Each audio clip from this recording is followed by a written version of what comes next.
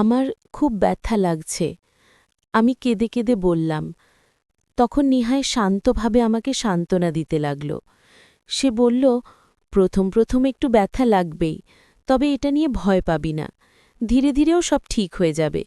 এই ব্যথা সাধারণ ব্যথা নয়, এটা একেবারেই আলাদা ধরনের অনুভূতি। তুই যেহেতু প্রথমবারের মতো এটার মুখোমুখি হচ্ছিস, তাই তোর কাছে বিষয়টা কঠিন আর অচেনা লাগছে। কিন্তু মনে রাখিস, এটা কেবল প্রথমবারের জন্য। একবার এই ধাপটা পার হয়ে গেলে আর কখনো এমন কষ্ট বা অস্বস্তি হবে না। আমার কথা মনে রাখিস, এটা একেবারেই ক্ষণস্থায়ী। প্রথমবারের পর সব কিছু সহজ মনে হবে। নিহাই সেই কথাগুলো শুনে আমি ব্যথার মাঝেও কিছুটা সাহস পেলাম।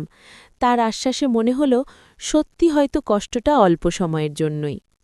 তো বন্ধুরা, এই ভিডিওটি আপনারা অবশ্যই সম্পূর্ণ দেখবেন, তাহলে সত্যি ঘটনাটি জানতে পারবেন। ভিডিওটি টেনে টেনে দেখলে কিচ্ছু বুঝতে পারবেন না। আর এখন আপনাদেরকে শুরু থেকে শেষ পর্যন্ত সম্পূর্ণ ঘটনাটি জানিয়ে দিচ্ছি। তার আগে ভিডিওটি লাইক দেবেন এবং এরকম আরও নতুন নতুন ভিডিও পেতে চ্যানেলটি সাবস্ক্রাইব করে রাখবেন। আমার নাম রিয়া, বয়স ২০ বছর। আমি সদ্য কলেজে ভর্তি হয়েছি। সবাই বলে আমি দেখতে খুব সুন্দরী, তাই প্রায়ই দেখি অনেক ছেলে আমার পেছনে ঘোরাঘুরি করে। কিন্তু আমি এসব নিয়ে কোনো গুরুত্ব দিই না। প্রেম ভালোবাসার বিষয়গুলো আমার কাছে কখনো তেমন আকর্ষণীয় মনে হয়নি। আমার বান্ধবীরা প্রায় সবাই কারো না কারো সঙ্গে সম্পর্কে জড়িয়েছে।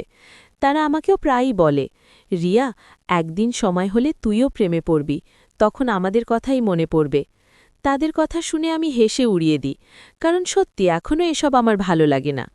আমার পরিবার শহরে বেশ পরিচিত। আমার বাবা মা দুজনই শহরের বড় একটি কলেজের শিক্ষক। তবে কাজের কারণে তারা সবসময় আমার সঙ্গে থাকেন না। শুধু ছুটির দিনে আসেন, তখন আমাদের সময়টা আনন্দময় হয়। বাকিটা সময় আমি থাকি নিহায়ের সঙ্গে। নিহায় আমার থেকে প্রায় ৮ বছরের বড়। নিহায় সবসময় আমার খুব খেয়াল রাখে। বাইরে কোথাও যেতে হলে কিংবা কোনো কাজের সাহায্যের প্রয়োজন হলে সবার আগে তিনি এগিয়ে আসেন। পড়াশোনায় সমস্যা হলে ধৈর্য ধরে বুঝিয়ে দেন। ছোট থেকে নিহায়ের সঙ্গে থাকার কারণে আমি তার ছাড়া নিজেকে কেমন যেন অসম্পূর্ণ মনে করি। আমি আর নিহাই সবসময় একে অপরের সঙ্গী ছিলাম। ছোটবেলা থেকেই হাসি, কান্না, ঝগড়া সব কিছুই আমরা ভাগাভাগি করে নিতাম। বাবা মা আমাদের সঙ্গে থাকতেন না, তাই নিহাই ছিলেন আমার সবচেয়ে কাছের মানুষ। কিন্তু একটা ঘটনা আমাদের সম্পর্ককে বদলে দিল, চিরদিনের জন্য। কলেজে ওঠার পর আমি পড়াশোনার পাশাপাশি কিছু নতুন বন্ধু পাই। তাদের সঙ্গে আড্ডা দেওয়া, ঘুরতে যাওয়া, এসবের কারণে ধীরে ধীরে নিহাইয়ের সঙ্গে আমার সময় কাটানো কমে গেল। আগে যেসব কথা আমি শুধু নিহাইকে বলতাম, এখন সেগুলো বান্ধবীদের সঙ্গে ভাগাভাগি করতাম। এটা দেখে নিহাই কষ্ট পেত, কিন্তু কিছু বলতো না। একদিন হঠাৎ করে আমি একটি সাংস্কৃতিক অনুষ্ঠানে অংশ নিতে চাই। সেখানে ছেলেমেয়েরা একসাথে কাজ করছিল। আমি খুব আনন্দ নিয়ে প্রস্তুতি নিচ্ছিলাম। কিন্তু নিহাই এই বিষয়টা একদমই মেনে নিতে পারল না। আমি বললাম, নিহাই, তুমি সবসময় আমার জন্য ঠিক করতে পারো না। আমিও বড় হচ্ছি, আমাকেও নিজের মতো করে চলতে দিতে হবে। এই কথাতেই শুরু হলো দূরত্ব। নিহায়ের মনে হলো আমি তাকে আর আগের মতো সম্মান করি না, আর আমার মনে হলো নিহাই আমাকে বুঝতে চান না। ধীরে ধীরে আমাদের কথাবার্তা কমে গেল। একসাথে বসে খাওয়া দাওয়া কিংবা আড্ডাও হারিয়ে গেল। এভাবে বেশ কিছুদিন কেটে গেল। তারপর হঠাৎ করে আমি লক্ষ্য করলাম নিহাইয়ের আচরণ বদলে যাচ্ছে। আগের মতো শুধু দায়িত্ব নিয়ে কথা বলতো না, বরং আমার সাথে আরও নরম, আরও যত্নশীল হয়ে উঠল। প্রতিদিন রাতে আমি যখন ঘুমোতে যাই, সেই সময় নিহা এসে আমার খোঁজ খবর নিত, আমাকে সান্ত্বনা দিত। প্রথমে বিষয়টা আমি বুঝতে পারিনি, কিন্তু দিন যতই গড়াতে লাগল, ততই টের পেলাম নিহায়ের এই আচরণ একেবারেই ভিন্ন রকম।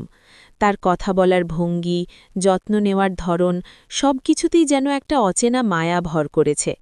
আমি ভেতরে ভেতরে কৌতূহলী হয়ে উঠলাম, ভাবতে লাগলাম হঠাৎ এমন পরিবর্তনের পেছনে কী কারণ থাকতে পারে। আগে যে নিহাই কেবল কড়াকড়ি আর নিয়মের কথা বলতো, সে এখন প্রতিটি রাতে আমার পাশে এসে দাঁড়ায়, যেন আমাকে একা থাকতে না দেয়। একসময় আমার মনে হতে লাগল নিহার এই অচেনা ব্যবহারটা যেন কোনো গভীর রহস্য লুকিয়ে রেখেছে, যেন সে আমাকে কিছু বলতে চাইছে কিন্তু কোনো অজানা কারণে মুখ খুলতে পারছে না। রাতগুলো মনে হয়েছে এক একটা ছোট্ট অধ্যায়। প্রতিটা রাতেই আমি নিহায়ের রহস্য জানার জন্য ছোট ছোট চেষ্টা করে যাচ্ছি, কিন্তু সে প্রতিবারই কিছু না কিছুভাবে এড়িয়ে যাচ্ছে। তারপর একদিন আমি সন্ধ্যায় বই নিয়ে ঘরেই বসি। রাতে বিছানায় শোয়ার আগেই ভাবলাম আজ নিহায়ের সঙ্গে সরাসরি কথা বলে ফেলব।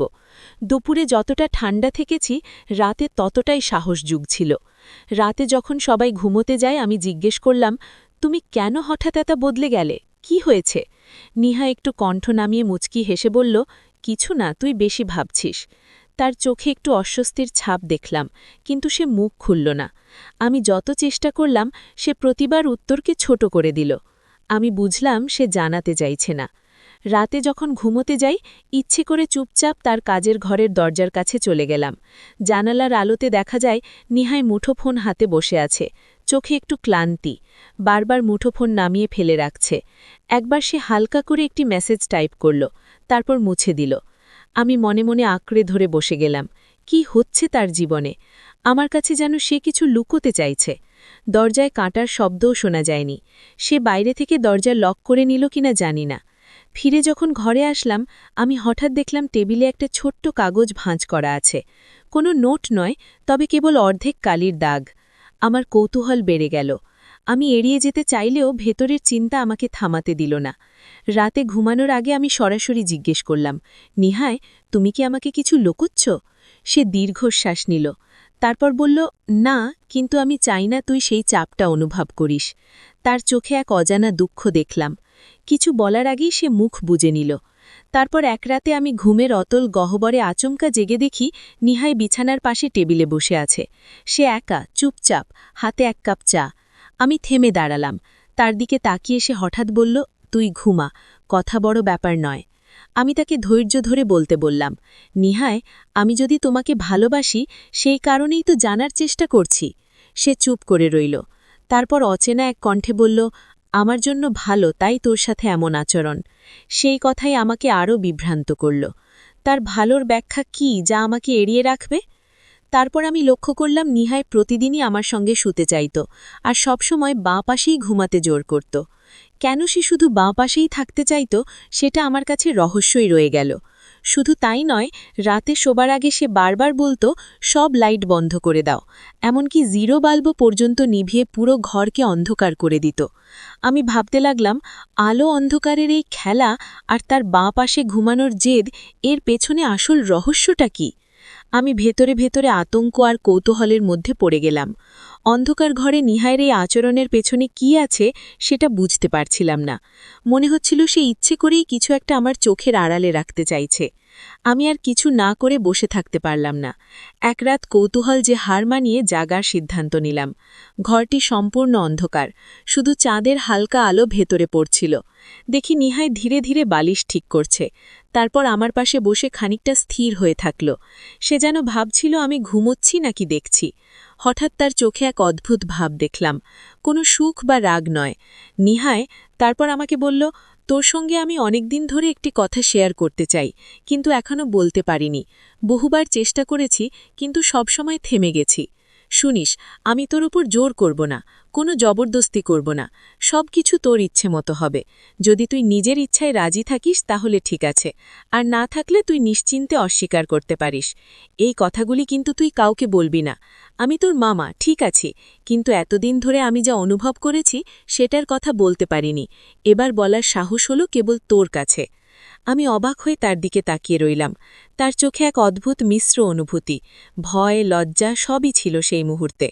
আমার মনে মনে হলো, নিহাই শুধু আমার যত্ন নিচ্ছে না, সে আমার প্রতি কোনো গভীর অনুভূতি রাখে যা এতদিন লুকিয়ে রেখেছে। কিন্তু ঠিক তখনই ভেতরে একটা অদ্ভুত দ্বিধা অনুভব করলাম। আমি কিভাবে প্রতিক্রিয়া দেখাব, কিভাবে সেই কথাগুলো বুঝব? আমার মন ঝড়ের মধ্যে যেন তলিয়ে যাচ্ছিল। নিহাই কিছুক্ষণ চুপচাপ রইল, তারপর শান্ত স্বরে বলল, আমি শুধু চাই তুই বুঝিস, সবকিছু আমার উদ্দেশ্য ভালোই। আমি চাই না কোনো ভুল বোঝাবুঝি হয়, তাই আজ বললাম শুধু তোর কাছে। আমি ধীরে ধীরে নিজের কণ্ঠে বললাম, নিহায়, আমি চেষ্টা করব বুঝতে, কিন্তু একটু সময় চাই। সেই রাত্রি যেন আমাদের সম্পর্কের ইতিহাসে এক নতুন অধ্যায় শুরু করল। আমার কৌতূহল, ভীতি আর অবাক হওয়া সবই একসাথে মিশে একটি অদ্ভুত আবেগে পরিণত হল। আমি বুঝতে পারলাম যে রহস্য এতদিন লুকানো ছিল, তার প্রথম আভাস আজ আমার চোখের সামনে এসেছে। তারপর রাতের অন্ধকারে আমরা দুজনে কিছুক্ষণ চুপচাপ বসে রইলাম। ঘরের নিঃশব্দতা কেবল আমাদের নিঃশ্বাসের শব্দ শোনাচ্ছিল। আমার হৃদস্পন্দন তীব্র হয়ে উঠল। মনে হলো যেন সময়ও থমকে গেছে। আমি ধীরে ধীরে বললাম, নিহায়, তুমি কি চাইছো আমাকে বোঝাতে? আমি ধীরে ধীরে বুঝতে পারলাম নিহাই সবসময় আমার খেয়াল রাখছে, আমাকে ভালোবাসছে এবং নিরাপদ রাখতে চাইছে। এই উপলব্ধি আমাকে সাহস দিয়েছে এবং আমি ঠিক করলাম আমরা একে অপরের পাশে থাকব, পরিবারের মতো বিশ্বাস আর যত্ন নিয়ে। আর এই গল্পের মাধ্যমে আমি শিখেছি সত্যিকারের ভালোবাসা মানে হল একে অপরের প্রতি যত্ন, সাপোর্ট এবং বিশ্বাস। এটাই সবচেয়ে গুরুত্বপূর্ণ। তো বন্ধুরা, এই ভিডিওটির দ্বিতীয় পর্ব যদি আপনারা পেতে চান, অবশ্যই চ্যানেলটি সাবস্ক্রাইব করে রাখবেন।